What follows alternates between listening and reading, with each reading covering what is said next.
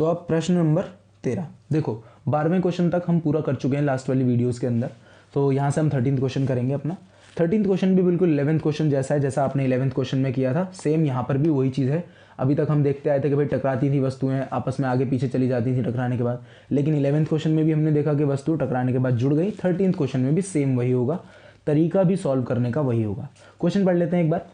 200 ग्राम द्रव्यमान की एक हॉकी की गेंद 10 मीटर प्रति सेकंड की वेग से सीधी रेखा में चलती हुई 5 किलोग्राम द्रव्यमान के लकड़ी के गुटके से संघट करती है तथा उससे जुड़ जाती है। ठीक है, अब भाई जो लकड़ी का गुटका, मतलब ये जो हॉकी स्टिक नहीं होती उसकी बात हो रही है यहाँ पे। तो ये जो वस्तु है हमारी, मतलब ये जो 200 ग्राम द्रव्यमान की जो गेंद है, ये जाकर 10 मीटर प्रति सेकंड के वेग से उस लकड़ी से टकराएगी और उससे जाके जुड़ जाएगी, है ना। तो वही इसमें जैसे हमने 11th क्वेश्चन में किया था वैसे बना लेते हैं। तो मान लो मैं ज़्यादा वैसे ड्रॉ करके नहीं दिखा रहा, आप इसको लकड़ी का गुटका समझ सकते हो, हॉकी स्टिक थोड़ी देर के लिए। ठीक है, वैसे तो है नहीं है लेकिन फिर भी समझ सकते हो। यहाँ से जो गेंद होगी भाई, लकड़ी के गुटके को मैं पहली वस्तु मान रहा हूँ, तो पहली वस्तु का द्रव्यमान m1 होगा, जिसको मैंने 5 किलोग्राम लिख दिया। ठीक है, वस्तु का जो हमारी गेंद है उसका द्रव्यमान को मैं m2 बोल देता हूँ, और इसका द्रव्यमान दे रखा है मैं 200 ग्राम। अब देखो, द्रव्यमान हमेशा किलोग्राम में होना चाहिए, तो इसका जो द्रव्यमान होगा वो कितना हो जाएगा, 0.2 किलोग्राम। आप इसको 1000 से भाग कर देना, 1000 से डिवाइड कर देना, 0.2 आ जाएगा। यहाँ तक समझ में आ गया। अब लकड़ी के गुटके का हमें प्रारंभिक वेग 0 दे रखा है, क्योंकि भाई लकड़ी के गुटके से जाके टकराती है, तो लकड़ी का गुटका थोड़ी ना चल रहा होगा, वो तो अपनी जगह पे स्थिर होगा ना। ठीक है, वो तो अपनी जगह पे स्थिर होगा, तो ये रुका हुआ होगा, इसलिए इसका प्रारंभिक वेग 0। गेंद चल रही है कितने वेग से, देखो कितने वेग से चल रही है। एक हॉकी की गेंद 10 मीटर प्रति सेकंड के वेग से सीधी रेखा में गति करती हुई 5 kg द्रव्यमान की लकड़ी के गुटके से संघट करती है, यानी कि टकराती है। तो इसका वेग हमें दे रखा है, प्रारंभिक वेग 10 मीटर प्रति सेकंड। ठीक है, यहाँ तक समझ में आ गया। निकालना क्या है, उसके बाद दोनों एक साथ उसी रेखा में गति करते हैं। संघट के पहले और संघट के बाद के कुल संवेगों की गणना करें। तो संघट के पहले, टकराने से पहले का कुल संवेग, ठीक है, यानी कि इसका भी प्रारंभिक संवेग और इसका भी प्रारंभिक संवेग, दोनों को जोड़ देते हैं तभी तो टकराने से पहले का कुल संवेग आता है। अरे संवेग संरक्षण का नियम नहीं पढ़ा आप लोगों ने? संवेग संरक्षण का नियम 11th क्वेश्चन में भी लगाया था कि भाई m1 u1 plus m2 u2 ये टकराने से पहले का कुल संवेग होता है। संवेग संरक्षण का नियम कहता है कि टकराने से पहले का कुल संवेग बराबर होगा टकराने के बाद के कुल संवेग के, यानी कि m2 v2, देखो चलो मैं पहले 1 लिख देता हूँ यहाँ पर, नहीं तो आप कंफ्यूज हो जाओगे, प्लस m2 v2, यही तो होता है हमारा संवेग संरक्षण का नियम, माफ कीजिएगा। तो ये हमारा प्रारंभिक संवेग पूरा, दोनों का कुल संवेग, प्रारंभिक कुल संवेग टकराने से पहले का, ये टकराने के बाद का, ये जो पूरा है।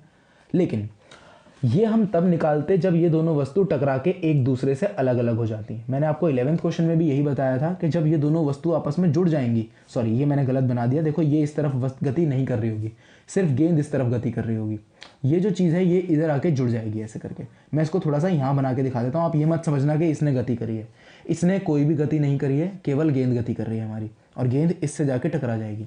लेकिन मैं इसको यहाँ बना के दिखा रहा हूँ, तो यहाँ पर नई वस्तु का निर्माण हो जाएगा।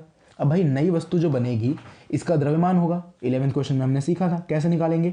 m निकालना होगा, यानी कि m1 प्लस m2 इसका कुल द्रव्यमान नई वस्तु का।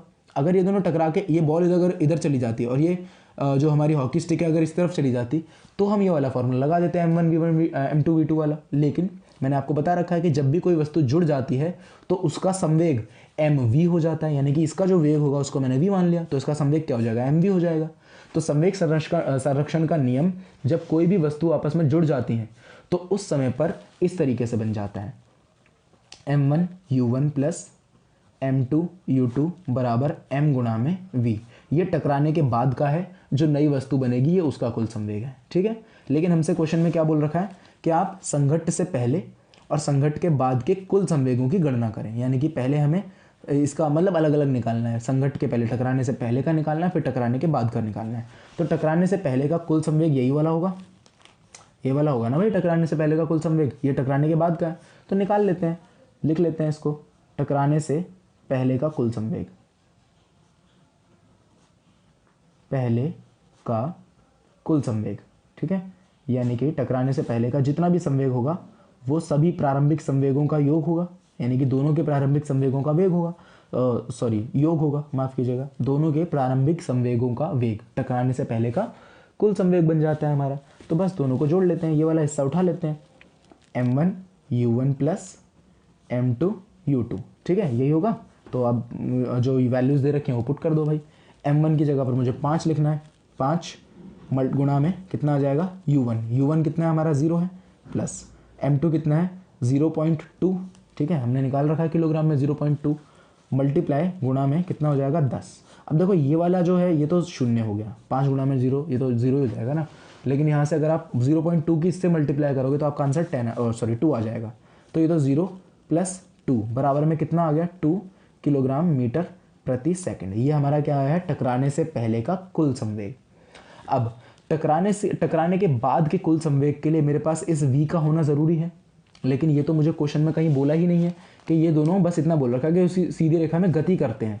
ये थोड़ी ना बोला है कि कितनी मतलब जो वेग है उससे गति करते हैं। तो पहले हमें ये वेग निकालना पड़ेगा। वेग कैसे निकालेंगे, इस फॉर्मूला को यूज़ करके, ठीक है। टकराने के बाद का वेग निकाल लेते हैं पहले, फिर संवेग निकाल लेंगे। टकराने के बाद का वेग, ठीक है, टकराने के बाद का जो वेग होगा वो हम निकाल लेते हैं। कैसे निकालेंगे, इसी फॉर्मूला से। देखो इस पूरे फॉर्मूला की जगह पर मैंने क्या आंसर निकाला है 2 निकाला है इस पूरे फॉर्मूला की जगह पर, ठीक है। तो मैं इसकी जगह पर 2 लिख सकता हूँ, ये लो मैंने 2 लिख दिया यहाँ पर भाई।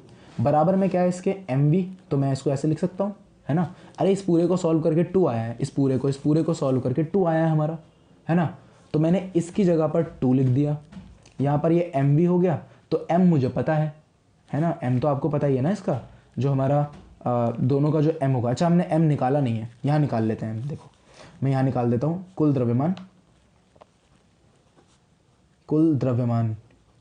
द्रव्यमान कैसे निकलेगा, m1 + m2 यानी कि 5 + 0.2 कितना आ गया 5.2, ये आ गया हमारा कुल द्रव्यमान 5.2 किलोग्राम। समझ में आ गया ना, 5.2 किलोग्राम हमारा कुल द्रव्यमान आ गया। तो बस अब इसको सॉल्व कर दो यहाँ पे, तो ये हो जाएगा 2 बराबर 5.2 गुणा में v, ठीक है। यहाँ से इसको नीचे भेज देते हैं, तो v का मान आया 2 बटे में 5.2, ठीक है। इसको काट लें, इसको अगर आप काटोगे तो देखो मैं पॉइंट हटा दूंगा तो ये हो जाएगा 20 बटे में 52। इसको काट देते हैं, 2 से काट देते हैं, 10 बटे में ये कितना हो जाएगा 2 और ये 26, ठीक है। अब ये कट रहा है 5 बटे में 13। तो ये आपका कुल वेग आ गया टकराने के बाद का, कितना आ गया 5 बटे में 13, ठीक है। ये हमारा आंसर आ गया वेग का। भाई टकराने के बाद इतना वेग होगा, ये भी तो हमें निकालना ही था। दोनों वस्तुओं की जुड़ी हुई अवस्था में वेग की गणना करें, तो वही हमने निकाल दिया, है ना। दोनों वस्तुओं के, देखो अगर नहीं दिख रहा तो देखो, दोनों वस्तुओं की जुड़ी हुई अवस्था में वेग की गणना करें, तो ये हमने वही तो वेग निकाला है, v का मान ही तो निकाला है हमने, है ना। संवेग निकालना है तो संवेग भी निकाल लेते हैं, टकराने के बाद का कुल संवेग निकाल लेते हैं। टकराने के बाद का कुल संवेग, ठीक है। टकराने के बाद का कुल संवेग कैसे निकलेगा, m गुणा में v। अगर ये अलग अलग जाती तो हम सीधा m1 v1 कर देते हैं, m1 v1 + m2 v2 करते, लेकिन ये तो जुड़ गई है वस्तु, तो m v हो जाएगा। तो m कितना था हमारा, ये था हमारा 5.2 गुणा में कितना आया था, ये 5 बटे में 13, ठीक है, यही आया था। अब इसको बस डिवाइड कर दो आप, ठीक है। ये कितना हो जाएगा, पॉइंट हटा दो इसका, तो हो जाएगा 52 बटे में 10 गुणा में 5 बटे में 13, तो 13 चौका 52 होता है, ठीक है, सही है ना। हाँ 13 चौका 52 होता है। इससे इसको काट देते हैं 2 और ये 1, ठीक है। अब कितना बच जाएगा, देखो ये इससे कट जाएगा, तो कितना आ जाएगा 2 किलोग्राम मीटर प्रति सेकंड। सही निकाला है ना हमने। देखो 13 से ये कट गया 4 बार, है ना, 5 से 10 कट गया 2 बार, 2 से 4 कट गया 2 बार, तो आंसर कितना आ गया 2 किलोग्राम मीटर प्रति सेकंड। ये हमारा टकराने के बाद का कुल संवेग है। बस खत्म आंसर, इसके अलावा हमें करना ही क्या है, ठीक है। समझ में आ गया अच्छे से आप लोगों को कि हमने ये कैसे किया, कोई डाउट तो नहीं इसके अंदर, ठीक है। कोई डाउट आपको होना नहीं चाहिए, वैसे इसके अंदर बहुत आसानी से हमने इसको सॉल्व किया है। और देखो एक चीज़, टकराने के बाद का कुल संवेग भी 2 आ रहा है, और टकराने से पहले का जो कुल संवेग भी आया था वो भी कितना आया था, 2 आया था, है ना। तो यही आपका संवेग संरक्षण का नियम होता है, और ये हमारा क्वेश्चन बिल्कुल करेक्ट है।